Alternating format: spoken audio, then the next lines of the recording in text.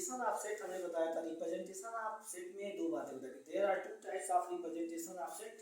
पहले में हमने बताया था टेबुलर मेथड। कौन सा मेथड? टेबुलर या रोस्टर फॉर्म। एंड सेकंड बताया था प्रॉपर्टीज मेथड। क्या बताया था? Properties method. इसको क्या बोलते हैं? प्रॉपर्टीज मेथड या सेट बिल्डर फॉर्म। क्या बोलते हैं? Set builder form. हो गया। तो पहला टेबुलर का क्या मतलब हो गया? टेबुलर्स में हमने बताया था, एक्सप्लेन किया था। टेबुलर्स में चीजें रिटेबल होगी। क्या होगी? रिटेबल। टेबुलर्स लिखने का मतलब जो टेबुलेट कर सकते हैं कोई चीज। टेबुलर, टेबुलर मेथड ये जो चीजें रिटेबल होंगी। रिटेबल मतलब जो लिखा जा सके, चाहे रजिस्टर पे, बोर्ड पे, कहीं पे लिखा जा सके, वो रिटेबल फॉर्म में होगी। टेबुलर मेथड हो जाएगा।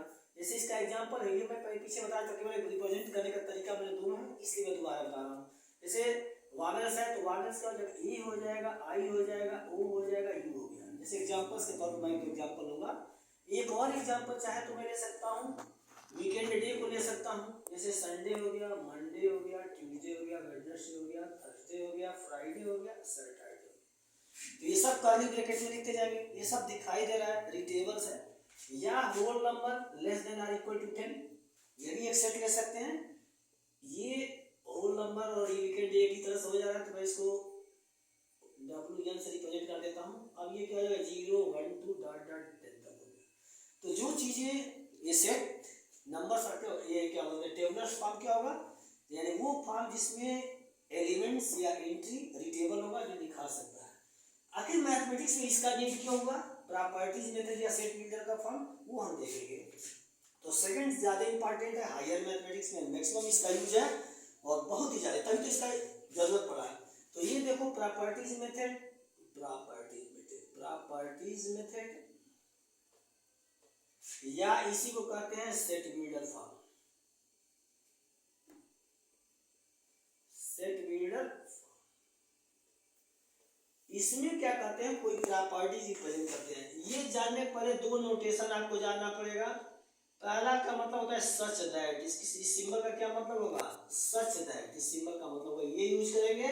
और दूसरा सिंबल है बिलोंग्स। इसका क्या मतलब होता है? बिलोंग्स टू, बिलोंग्स टू, ताकि बिना इससे यूज नहीं कर पाऊंगा। और इसका क्या मतलब होगा? Does not belongs, does not belongs, इसका मतलब हो जाएगा। ये तीन सिंबल का प्रयोग करेंगे। फिर once again I remind it, such that, belongs to and does not belongs.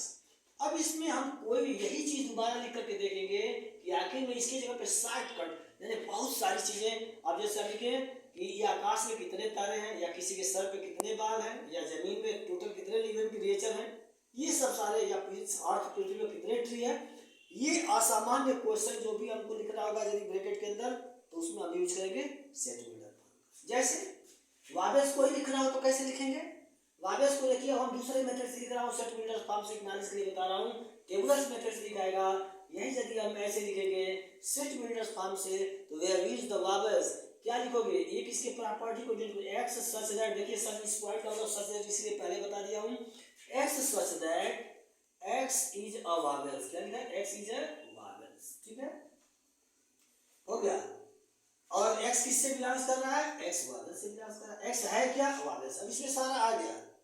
अब जैसे हमको लिखना हो कि इस पूरे यूनिवर्स में, यानी ऊपर कितने तारे दिखाई दे रहे हैं, how many stars in sky, तो उसको भी हम s से रिप्रेजेंट करते हैं। उसको हम चाहे इसमें मैथमेटिक्स लिख देंगे, x such that x belongs s। x किससे बिलोंग्स कर रहा है? s से। और हमको बताना पड़ेगा इस प्रॉपर्टी में x है क्या? Where x is the what? Where x is the star of universe, ये लिखना पड़ेगा मुझे। वेयर